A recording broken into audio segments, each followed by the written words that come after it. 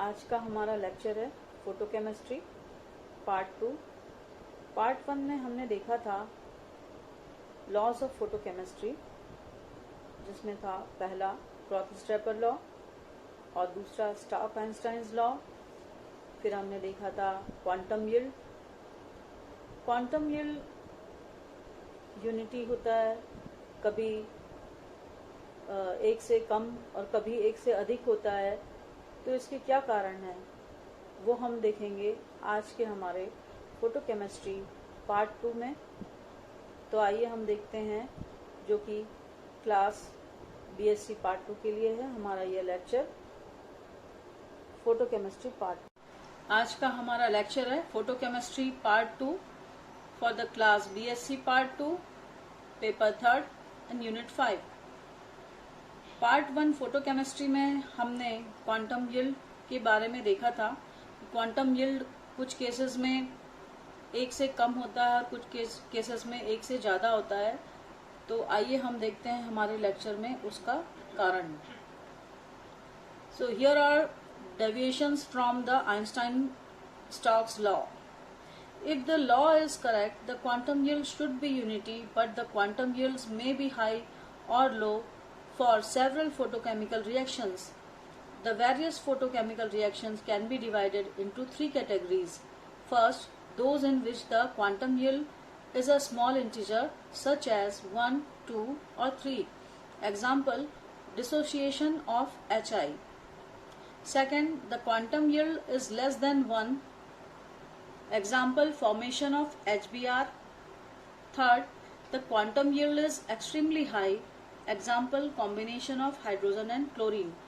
तो इस प्रकार से हम देख सकते हैं कि जो भी केमिकल रिएक्शन आइंस्टाइन के फोटोकेमिकल लॉ ऑफ इक्विवेलेंस को फॉलो करते हैं, उनके लिए क्वांटम यील्ड यूनिटी होता है, यानी 1 होता है। बट कुछ ऐसे केसेस हैं जिनमें एक से ज्यादा भी होता है क्वांटम यील्ड और एक से कम भी होता है। तो और जो फोटोकेमिकल रिएक्शंस हैं, इस आधार पे हम उनको 3 कैटेगरीज में डिवाइड कर सकते हैं। फर्स्ट, जिनकी क्वांटम यील्ड स्मॉल इंटीजर होते हैं, जैसे 1, 2 या 3, और इसका एग्जाम्पल है हाइड्रोजन आयोडाइड का अपघटन। सेकेंड है क्वांटम यील्ड जब एक से कम होता है, इसका एग्जाम्पल है HBr का formation. Third, the quantum yield is extremely high, मतलब कुछ केसेस में क्वांटम यील्ड काफी हाई होता है, जैसे 10 to the power 4 से 10 to the power 6 के ऑर्डर का। और इसका एक अच्छा उदाहरण है हाइड्रोजन और क्लोरीन का combination. Here are reasons for the low quantum yield. अब जो लो क्वांटम यील्ड है उसके कारण, first, excited molecules may get deactivated before they form products. तो उस केस में क्वांटम यील्ड कम आता है जब जो एक्साइटेड मॉलिक्यूल्स हैं वो प्रोडक्ट में कन्वर्ट होने से पहले ही डीएक्टिवेटेड हो जाते हैं। Second, collisions of excited molecules with non-excited molecules may cause the former to lose energy. तो कुछ केसेस में जो एक्साइटेड मॉलिक्यूल जब नॉन एक्साइटेड मॉलिक्यूल से टकराता है तो अपनी एनर्जी ट्रांसफर करता है और उससे उसकी एनर्जी कम हो जाती है और वो प्रोडक्ट में कन्वर्ट नहीं हो पाता है। Third, the primary photochemical process may gate reversed.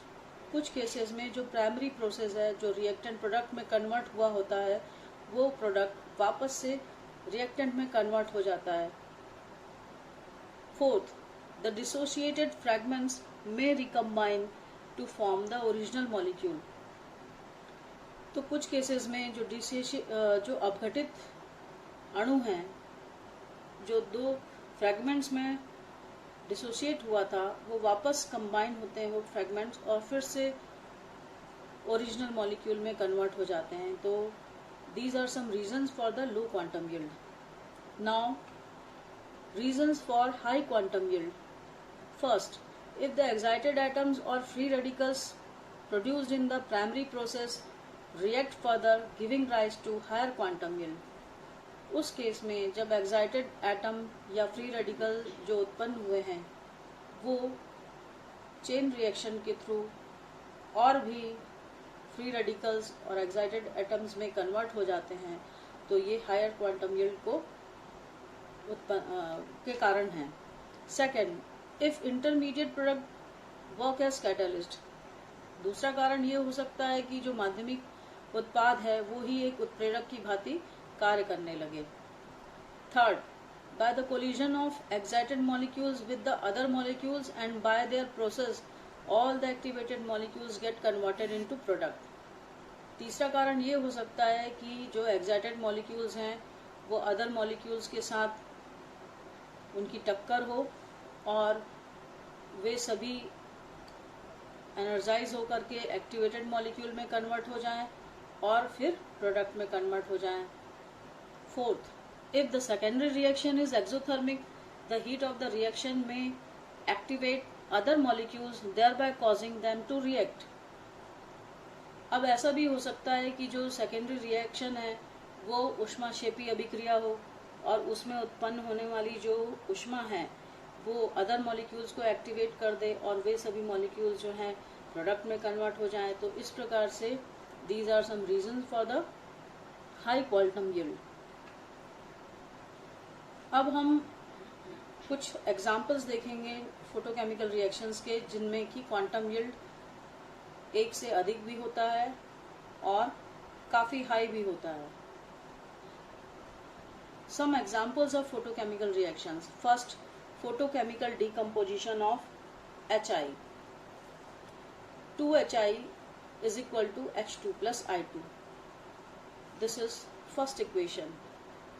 यहाँ पे हम देख रहे हैं जो प्राइमरी प्रोसेस है इसमें HI जो है वो अणु प्रारंभिक क्रिया के लिए 2100 to 2800 एंगस्ट्रॉम तरंगदैर्ध्य की विकिरण को अवशोषित करता है और विकिरण के अवशोषण से हाइड्रोजन परमाणु तथा उत्तेजित आयोडीन परमाणु बनते हैं।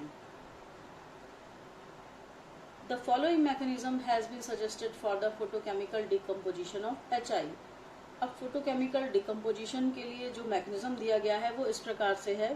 First equation, HI plus H nu is equal to H plus I and for this reaction rate constant is K1। Second, H plus HI is equal to H2 plus I। Rate constant for this reaction is given K2। Third, I plus I is equal to I2। For this reaction, the rate constant is given as K3। In this reaction, 2 HI molecules decomposes by absorption of 1 quantum of light।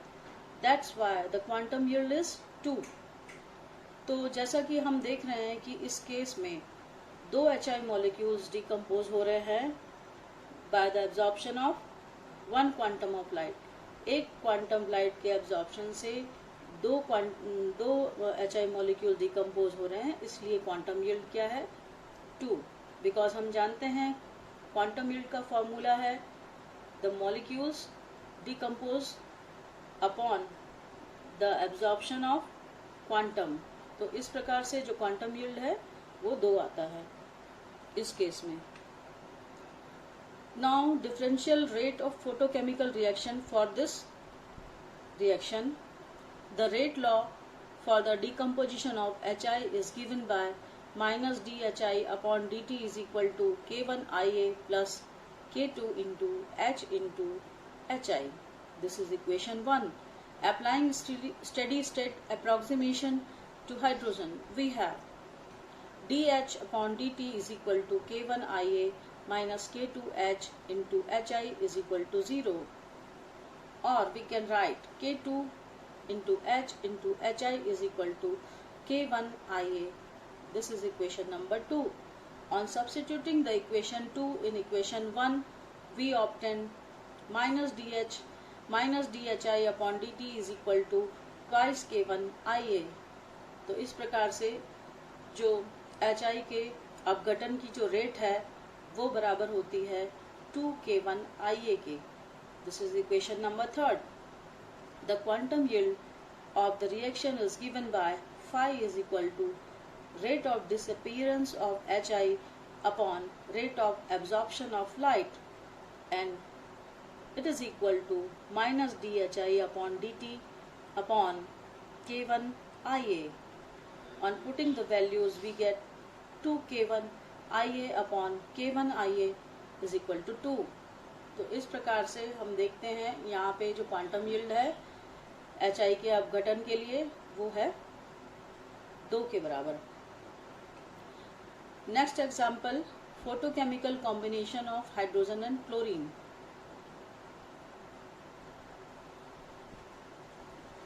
ये जो example है वो बहुत अधिक quantum yield क्यों आता है वो इसको एक्सप्लेन करेगा यह अभिक्रिया. So here is the reaction of combination of hydrogen and chlorine. Hydrogen तथा क्लोरीन की प्रकाश रासायनिक अभिक्रिया का अध्ययन सर्वप्रथम गैलोजक तथा थेनार्ड ने इन द ईयर 1809 में किया और इस अभिक्रिया की उच्च क्वांटम दक्षता 10⁵ की सरल तथा संतोषजनक व्याख्या नर्न्स ने 1918 में की. और इस व्याख्या के अनुसार पहले क्लोरीन अणु एक क्वांटम अवशोषित कर सक्रिय क्लोरीन परमाणुओं में वियोजित होते हैं और फिर ये क्लोरीन परमाणु चेन रिएक्शन प्रारंभ करते हैं. तो इस प्रकार से हम देख सकते हैं H2 plus Cl2 is equal to twice as Cl. और इस इक्वेशन के लिए जो रेट है वो है K1. और इसके लिए जो मैकेनिज्म है वो इस प्रकार से है. First, Cl2 plus Hν is equal to twice Cl. और रेट कांस्टेंट इस अभिक्रिया के लिए है K1. तो यहाँ पे 1 क्वांटम का एब्जॉर्प्शन करके जो क्लोरीन अणु है वो 2 क्लोरीन परमाणुओं में वियोजित हो जाता है. Second, Cl plus H2 is equal to HCl plus H. For this process, the rate of reaction is K2. Third, H plus Cl2 is equal to HCl plus Cl. For this reaction, the rate constant is given K3. Fourth, Cl at the walls is equal to half Cl2. This is rate constant for this reaction is K4. Now we see the differential rate of photochemical reaction.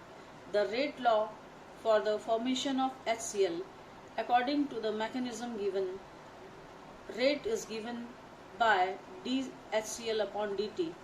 यहाँ पे हम HCl के formation की rate देख रहे हैं. तो dHCl upon dt is equal to K2 into Cl into H2 plus K3H into Cl2. This is equation 1.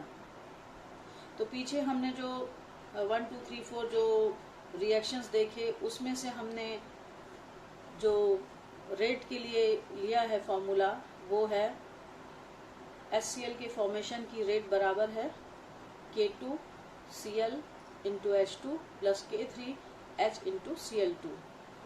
On applying the steady state approximation to chlorine, we have dCl by dt is equal to K1 Ia minus K2 into Cl into H2 plus K3H into Cl2 minus K4 into Cl is equal to 0. This is equation number 2, where Ia is the intensity of absorbed radiation. Applying steady state approximation to hydrogen, we have dH upon dt is equal to K2 into Cl into H2 minus K3H into Cl2 is equal to 0.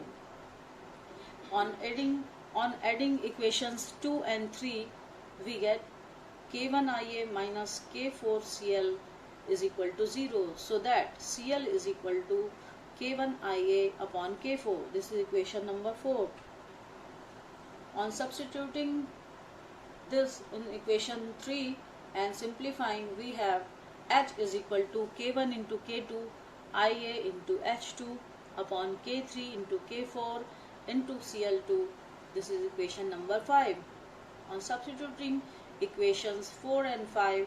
In the equation 1 we get rate is equal to K1 into K2 IA into H2 upon K4 plus K1 into K2 into IA into H2 upon K4, that is equal to twice K1 K2 IA into H2 upon K4, and this is equal to 2 into K1 K2 upon K4 into IA into H2 is equal to KIA into H2. This is equation number 6.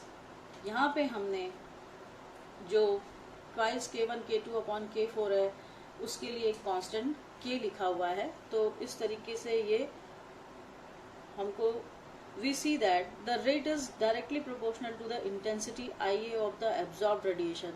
तो यहाँ पे हम देख रहे हैं कि सारे constant हैं और यहाँ पे जो रेट है वो डायरेक्टली डिपेंड करता है इंटेंसिटी ऑफ लाइट एब्जॉर्ब. इसलिए the quantum yield for this reaction varies between 10 to the power 4 to 10 to the power 6.